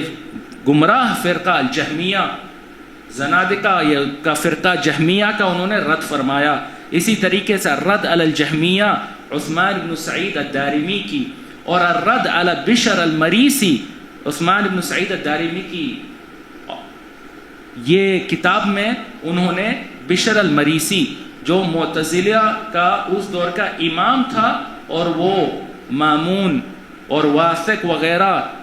عباسی خلیفوں کا سب سے قریب تر شخص تھا، اور اسی نے ہی خلق قرآن کے فتنے سے امت کو آزمائش کی اور ائمہ اہل حدیث کی آزمائش کی، جیسا کہ شرح میں آئے گا. تو اس کے رد میں یہ کتاب تالیف کی گئی. اسی طریقے سے امام البخاری کی کتاب خلق افعال العباد، خلق افعال العباد، اور دیگر کتابیں جس میں گمراہ فرقوں اور گمراہ بدعتی ائمہ کا رد کیا گیا. یہاں یہ بھی سوال ہو سکتا ہے کہ ان ائمہ نے عقیدے کو، سلفی عقیدے اہل حدیث کا عقیدے میں منہج اور مسلک کو سنت کا کیوں نام دیا؟ سنت کا اطلاق اس پر عقیدے اور اعتقاد کے مسائل پہ کیوں کیا؟ اس کے 4 وجوہات ہیں. یہ کتابیں جو سنت کے نام سے تالیف فرمائے گئے جس میں اعتقاد اور عقیدہ مراد ہے، یہ 4 وجوہات کی بنا پر ہے. پہلا وجوہ کہ لوگوں کو یہ بات بتلائی جائے، طالب علم کو یہ بات سمجھائی جائے کہ عقیدے کے مسائل میں کوئی رائے اجتہاد کا دخل نہیں. عقیدے کے مسائل میں، اعتقاد کے مسائل میں کوئی اپنی رائے ذاتی اجتہاد کا دخل نہیں، بلکہ عقیدے کی بنیاد قرآن اور سنت پر ہی ہے، قرآن اور سنت کے نصوص پر ہی ہے. اور عقیدے کے جو مسائل ہے، دقیق مسائل، وہ سنت میں قرآن سے بھی زیادہ آئے ہیں، قرآن سے بھی زیادہ سنت میں صحیح احادیث میں آئے ہیں. تو تغلیب کے اعتبار سے ان مسائل اور ان کتابوں کو السنہ کہا گیا. دوسری وجہ یہ ہے کہ جو اکثر مسائل عقیدے اعتقاد کے ہیں جس کو اہل بدعت اور اہل ضلالت جو گمراہ کن فرقے ہیں جنہوں نے رد کیا، وہ یہ اکثر مسائل سنت ہی کے ذریعے سے ثابت ہے. یہ اکثر مسائل جس میں وہ گمراہ ہوئے، انہوں نے رد اور انکار کیا، یہ احادیث ہی میں آئے ہیں. تیسری وجہ یہ ہے کہ اس سے یہ درس دیا جائے کہ سنت نبویہ یہ عقیدے کے باب میں حجت ہے، عقیدہ اور اعتقاد کے باب میں حجت ہے، چاہے وہ احادیث وہ سننا متواتر ہو یا آحاد ہو. حدیث کی ہر قسم چاہے متواتر ہو یا آحاد، دونوں عقیدے کے باب میں حجت ہے. متواتر حدیث سے مراد یعنی نبی کریم صلی اللہ علیہ وسلم کے جو احادیث ہے، جو سنت ہے، وہ اسانید کے اعتبار سے کسی حدیث کے کتنے اسانید ہے، کس طریقے سے وہ ہم تک پہنچی ہے، وہ 2 قسموں کا ہے. احادیث 2 قسموں کی ہے. تمام نبی کریم صلی اللہ علیہ وسلم کی سنت اور احادیث 2 قسموں کی ہے اسانید کے تعداد کے اعتبار سے، یا تو متواتر ہے یا آحاد. متواتر وہ حدیث ہے جو اتنی بڑی تعداد میں راویوں نے روایت کی ہے، ہر طبقے میں سند کے، صحابہ کا طبقہ، تابعین کا طبقہ، اتباع تابعین کا طبقہ، اس کے بعد مؤلفین حدیث تک پہنچنے تک اتنی کثیر تعداد میں راوی موجود ہے ہر طبقے میں کہ ناممکن ہے کہ وہ غلطی اور خطا پر ان کا اتفاق ہو سکے. جائے کہ کسی جھوٹ پر نبی کریم صلی اللہ علیہ وسلم پر کوئی جھوٹ باندھنے پر ان کا کوئی اتنی کثیر تعداد کے راویوں کا اتفاق ہو سکے. یہ متواتر حدیث ہے. جہاں تک احاد احادیث ہے تو اس کے 3 اقسام ہیں. یا تو وہ مشہور ہے یا عزیز ہے یا غریب ہے. مشہور وہ حدیث ہے جو ہر طبقے میں 3 یا اس سے زائد راوی موجود ہیں. ہر طبقے میں 3 یا اس سے زائد راوی اسناد میں موجود ہیں مگر وہ تواتر کے حد تک نہیں پہنچتی. اور جو عزیز حدیث ہے وہ یہ جس کے کسی طبقے میں سند کے کسی طبقے میں 2 راوی ہے, صرف 2 راوی ہے. اور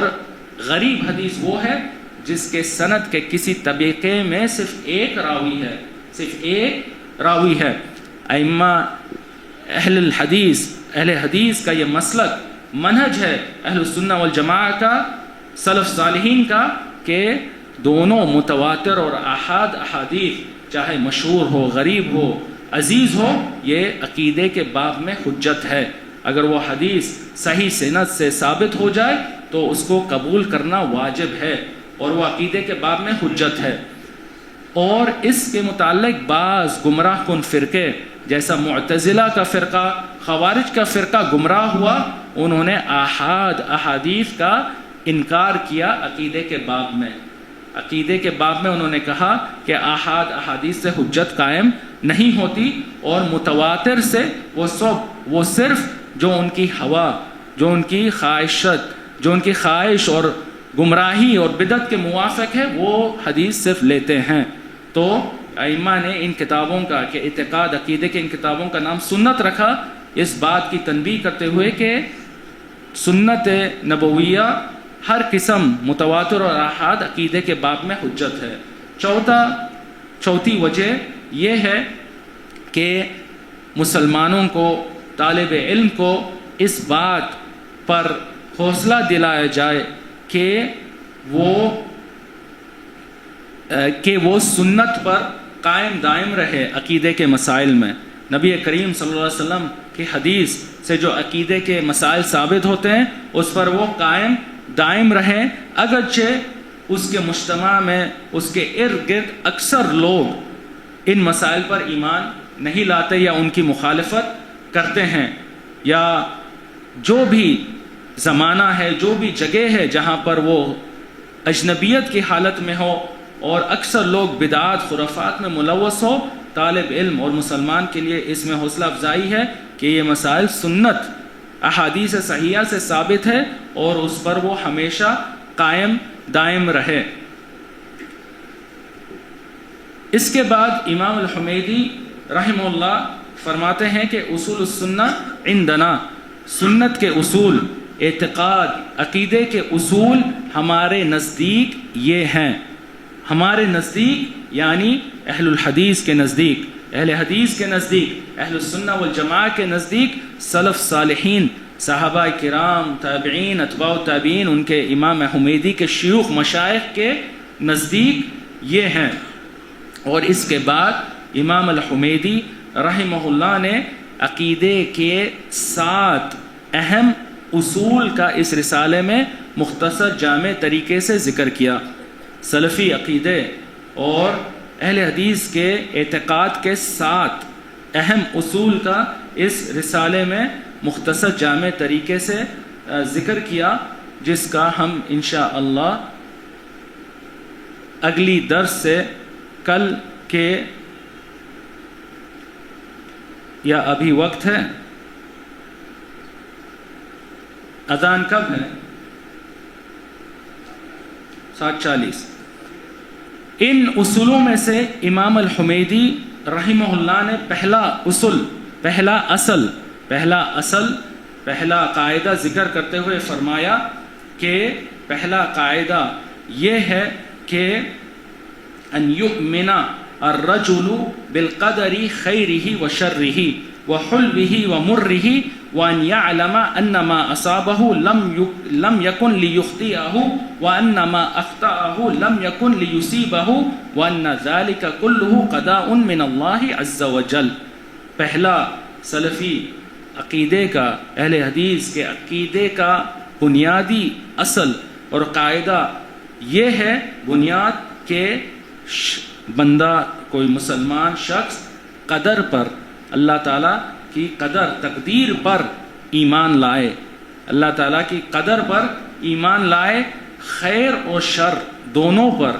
قدر کی خیر اور شر اور حلو اور مر، جو میٹھی تقدیر ہے، جو اسے پسند ہے، اسے محبوب ہے، اور جو مر، جو اسے ناپسند ہے، جو اس کے لیے کڑوی ہے، دونوں پر ایمان لائے کہ یہ اللہ کی تقدیر ہے، قدر میں ہے، اور یہ اس بات کا وہ کو جانے، علم رکھیں کہ جو چیز اللہ تعالیٰ نے تقدیر میں لکھ دی کہ اس بندے کو پہنچنا ہے، اس کو چھونا ہے، کوئی چیز اسے اس سے روک نہیں سکتی، کوئی چیز اس کو روک نہیں سکتی، اور جو چیز اس سے نہیں چھونا ہے، اس تک نہیں پہنچنا ہے، کوئی چیز وہ اس تک نہیں پہنچا سکتی، کوئی چیز اس تک نہیں پہنچا سکتی. اور یہ سارا معاملہ قضاء اللہ میں سے ہے، اللہ تعالیٰ کی قضاء میں سے ہے. اس اصل میں امام حمیدی نے پہلا یہ نہایت ہی اہم سلفی عقیدے اور اہل حدیث اعتقاد کا یہ بنیادی اصل ذکر کیا ہے، قدر پر ایمان، خیر اور شر دونوں کی قدر ہونے پر ایمان. اور اس سے امام الحمیدی رحمہ اللہ نے قدر کو دو انواع میں ذکر کیا ہے، قدر کو دو انواع میں ذکر کیا ہے. وہ قدر جو خیر ہے اور اس کے مقابلے میں شر ہے، خیر ہے اس کے مقابلے میں شر ہے، اور دوسرا وہ قدر جو مٹھاس، میٹھی ہے، اس کی حلاوہ ہے، اور وہ اس کے مقابلے میں مرارت ہے، یعنی کڑوا پن ہے. یہ قدر کے اوصاف ہے، قدر کے اوصاف ہے جو بندے کے ساتھ جب قدر یہ نازل ہوتی ہے، پہنچتی ہے، تو یہ وصف ہے قدر کا. کبھی یہ اس کے لیے خیر ہے تو کبھی شر ہے، کبھی مٹھاس ہے، اس میں حلو ہے، تو کبھی مر ہے، کبھی وہ کڑوی ہے. جہاں تک پہلے دو وصف کی بات ہے، خیر و شر، خیر و شر کی قدر، تو یہ کثیر تعداد میں احادیث میں وارد ہے. نبی کریم صلی اللہ علیہ وسلم کی کثیر احادیث میں قدر کا یہ وصف آیا ہے کہ خیر اور شر، خیر اور شر، جیسا کہ بعض احادیث انشاءاللہ آئیں گی. جہاں تک دوسرا یا تیسرا چوتھا وصف ہے حل اور مر کے مٹھاس اور کڑوائی، مٹھاس اور کڑوائی، تو یہ کسی صحیح حدیث سے ثابت نہیں. یہ وصف قدر کا یہ وصف کہ قدر میٹھی یا کڑوی ہے، یہ کسی صحیح احادیث سے ثابت نہیں. بعض احادیث اس وصف کے ساتھ آئی ہیں مگر وہ اسانید کے اعتبار سے ضعیف ہیں، مگر سلف صالحین کے بعض علماء اور ائمہ سے یہ وصف منقول ہے کہ انہوں نے قدر کو اس وصف سے بھی ذکر کیا، حل اور مر، اس کی مٹھاس اور اس کی کڑوائی. اور جو قدر بندے تک پہنچتی ہے اس کے دو قسمیں ہیں، قدر غائر و قدر عائر، قدر غائر و قدر عائر. قدر غائر وہ قدر ہے جو غور میں سے ہے، یعنی جو اس تک پہنچتی ہے، یعنی اللہ تعالیٰ نے لکھ دیا ہے کہ یہ بات اس تک پہنچے گی، چھوئے گی. اور قدر عائر وہ قدر ہے جو اللہ تعالیٰ نے لکھ دیا کہ اس تک نہیں پہنچے گی، یہ چیز، یہ شے اس کو نہیں چھوئے گی، اس کو نہیں چھوئے گی۔ اور یہ قدر کا وصف اور صفت، ایمان بالقدر کی یہ صفت کہ ان یعلم انما اصابہ لم یکن لیخطئہ وانما اخطأہ لم یکن لیصیبہ، جو قدر اللہ تعالیٰ نے لکھ دی کہ اس کو پہنچنی ہے، کوئی اس کو روک نہیں سکتا۔ جو قدر اللہ تعالیٰ نے لکھ دی کہ اسے نہیں پہنچنی، نہیں چھونی ہے، کوئی اس تک نہیں پہنچا سکتا۔ یہ علماء سے بھی یہ صفت مروی ہے۔ امام البیہقی نے اپنی کتاب القضاء والقدر، مفصل کتاب اس باب القضاء والقدر میں تالیف فرمائی، اور اس کے بعد یہ بات ذکر کرتے ہوئے فرمایا باب کیفیت الایمان بالقدر، ایمان قدر کی، ایمان لانے کی کیا کیفیت ہے۔ اس کے بعد انہوں نے یہ بات ذکر کی کہ اس کی کیفیت یہ ہے کہ آدمی اس بات کو جانے، علم رکھے کہ جو بات اس تک پہنچنی ہے اسے کوئی نہیں روک سکتا، اور جو بات اس تک نہیں پہنچنی ہے، جو نہیں چھونی ہے، کوئی اس تک نہیں پہنچا سکتا۔ اور اس کے بعد امام الحمیدی رحمہ اللہ نے فرمایا کہ یہ جو قدر کی بات ہے یہ سارا اللہ تعالیٰ کی قضا میں سے ہے، یہ سارا کلہ قضاء من اللہ عز وجل، یہ سارا اللہ تعالیٰ کی قضا میں سے ہے۔ قضا یعنی اللہ تعالیٰ کے حکم میں سے ہے، اللہ تعالیٰ کے امر اور اللہ تعالیٰ کے فرمان میں سے ہے، اور قضا اور قدر اللہ تعالیٰ کی صفات میں سے ہے جو اللہ تعالیٰ کی قدرت کی طرف لوٹتی ہے۔ امام احمد بن حنبل رحمہ اللہ نے فرمایا القدر قدرت اللہ، قدر کیا ہے؟ وہ اللہ تعالیٰ کی قدرت ہے،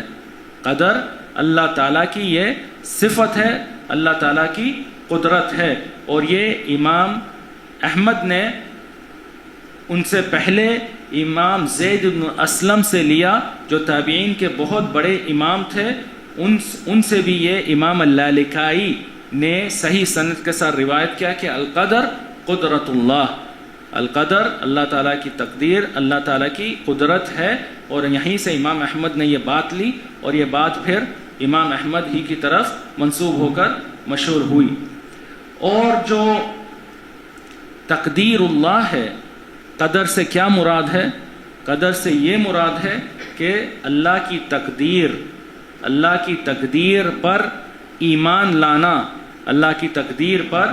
ایمان لانا، ہر شے کو اللہ تعالیٰ نے قدر میں لکھ دیا ہے، جیسا کہ آئے گا۔ ہر مسلمان پر واجب ہے کہ وہ قدر پر بلا شک ایمان لائے کہ اللہ تعالیٰ نے ازل میں ہر چیز کی تقدیر اللہ تعالیٰ نے فرما دی، خیر اور شر کی فرما دی، اور جو اللہ تعالیٰ کی تقدیر میں ہے وہ واقع ہونا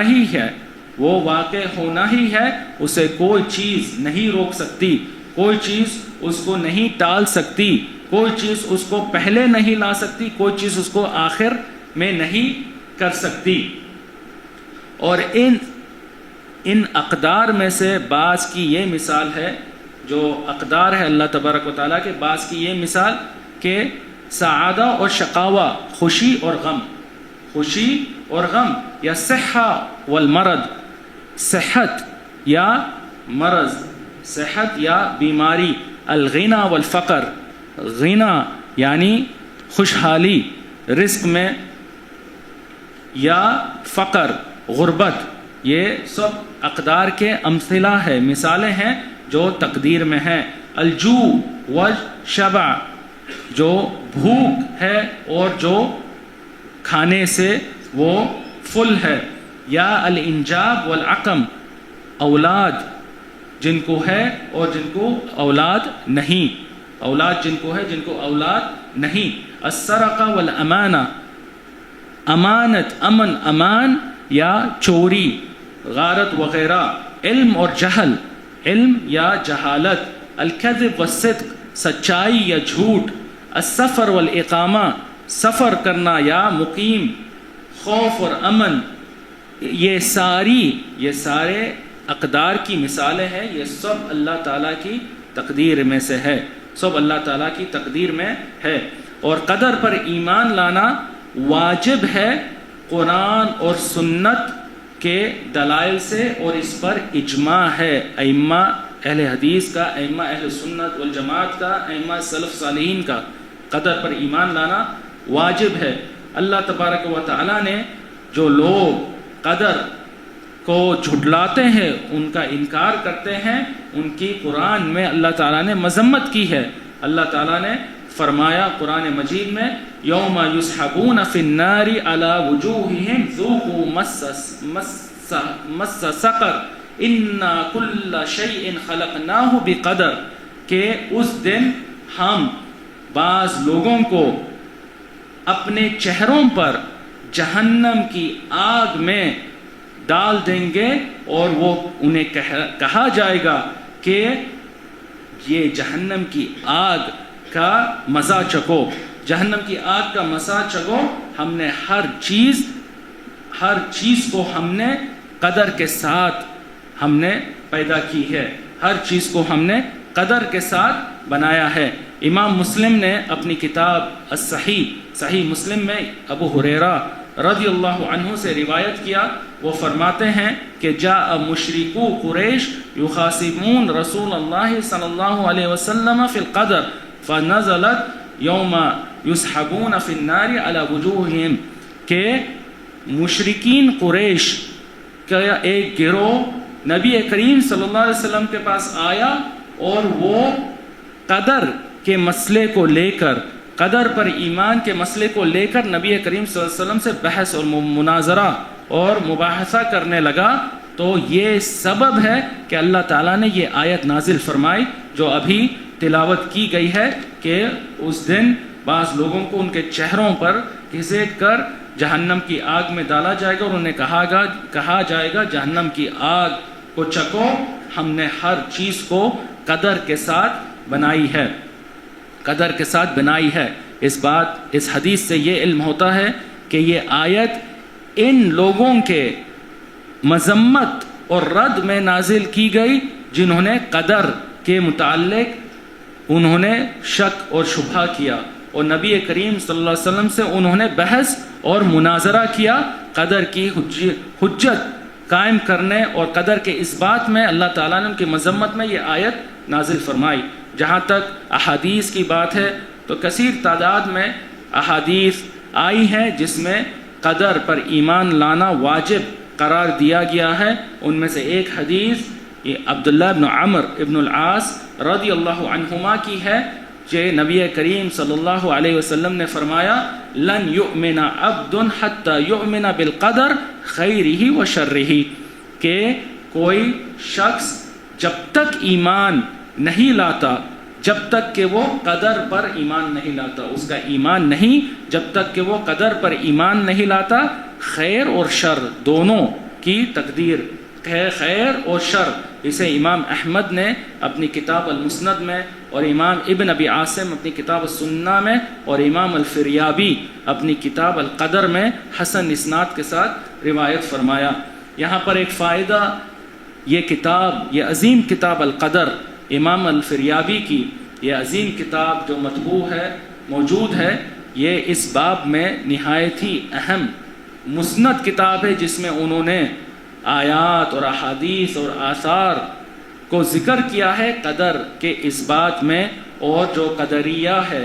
جبریہ ہے، دو غلو کرنے والے فرقے جنہوں نے قدر کا یا تو انکار کر دیا سرے سے، القدریہ کا فرقہ، اور جبریہ جنہوں نے یہ کہا کہ بندہ ہر کام پر مجبور ہے، بندے کے پاس کوئی اختیار نہیں، وہ ہر کام پر مجبور ہے، حتیٰ جو مشرک شرک کرتا ہے وہ اس شرک پر مجبور ہے، جو شخص زنا کرتا ہے وہ زنا پر مجبور ہے، جو شخص شراب پیتا ہے وہ اس پر مجبور ہے. اور اس سے انہوں نے اللہ تعالیٰ کو کو ظلم کے دائرے میں ٹھہرایا ولیعاذ باللہ کہ اللہ تعالیٰ نے اس شخص کو مجبور کیا زنا کرنے پر، شراب پینے پر، اور پھر ان کو عذاب بھی دیا ولیعاذ باللہ۔ تو یہ دو گمراہ فرقے قدریہ جبریہ، ان کے رد میں یہ عظیم ترین کتاب ہے امام الفریابی، جو بہت بڑے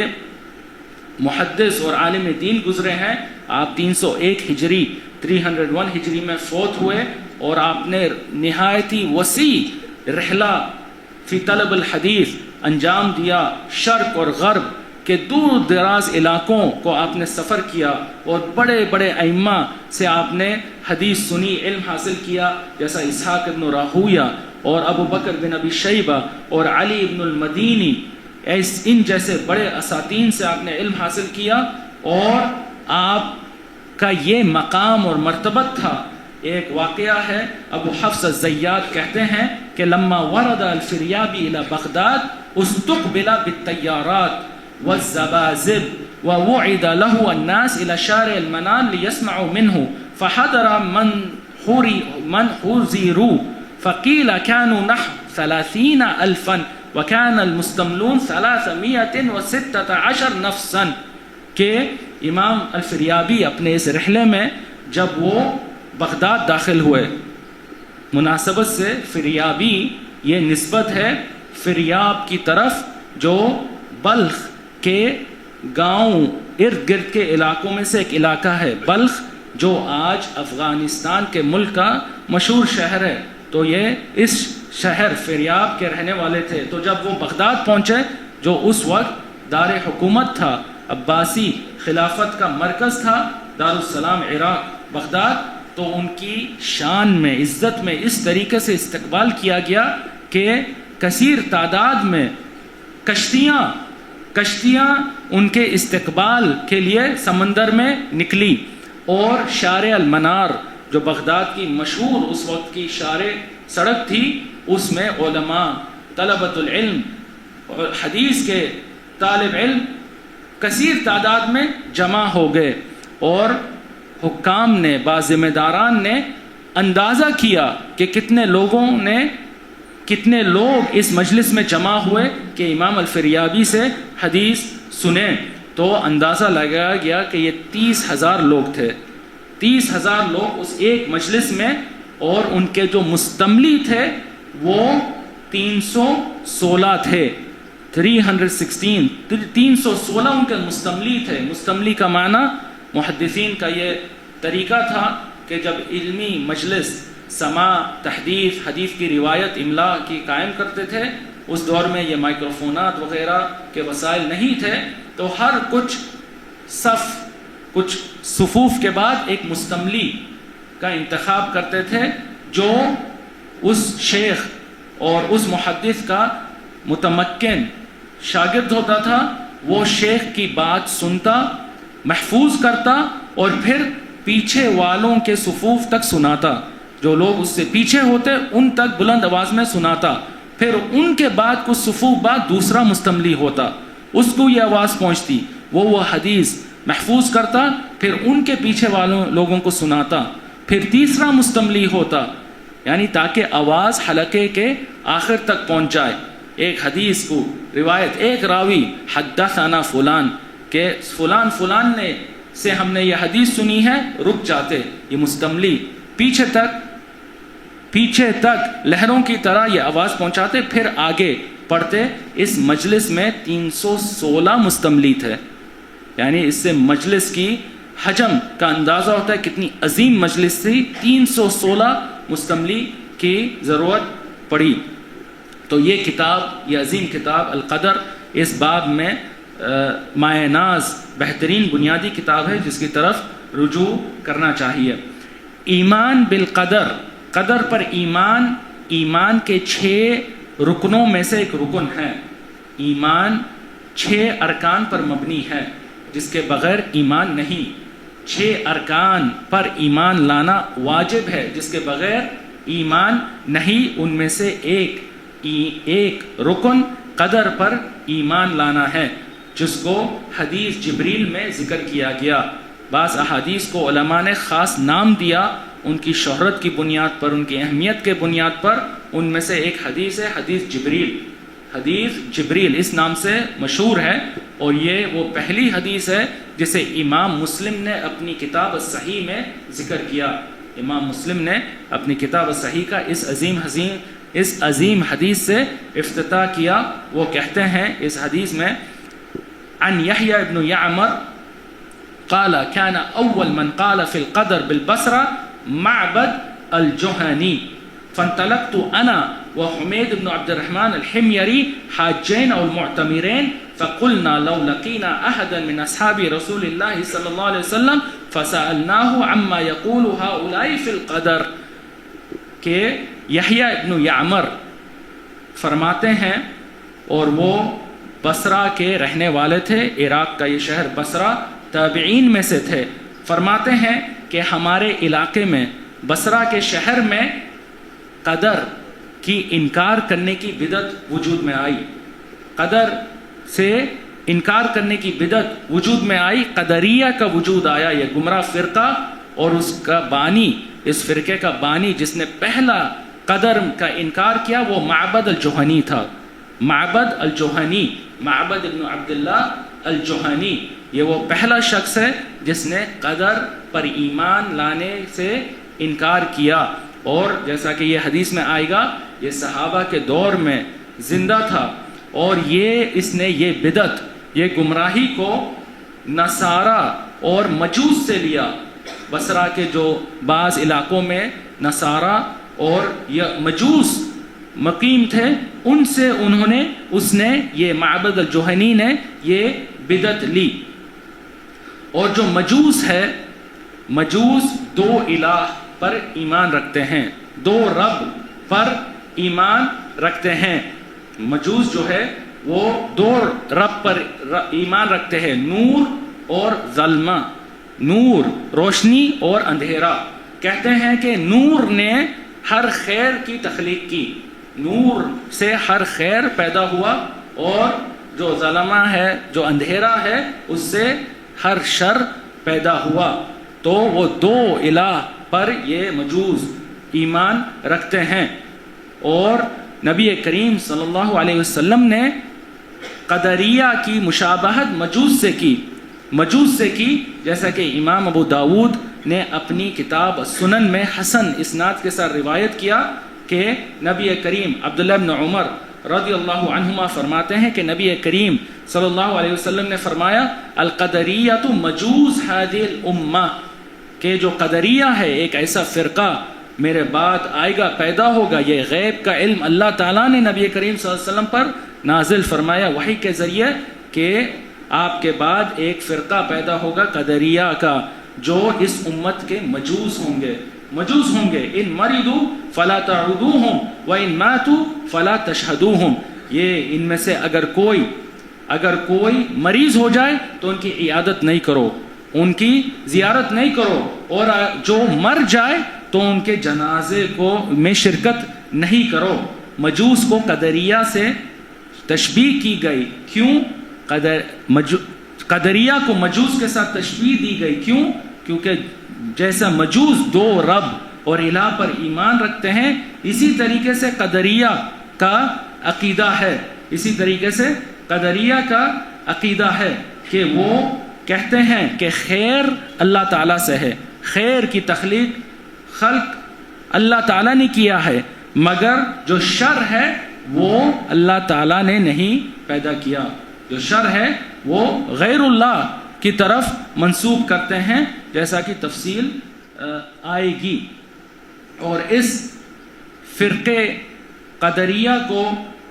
5ویں عباسی خلیفہ عبد الملک ابن مروان نے ان کے خلاف جنگ بھی کی، اور ان کے جو رؤساء تھے ان کو گرفتار بھی کیا، اور ان کو سزا بھی دی گئی۔ اس حدیث میں ہے کہ یحییٰ بن یعمر فرماتے ہیں کہ میں اور میرے ایک ساتھی تابعین میں سے حمید بن عبد الرحمن الحمیری، ہم بصرہ سے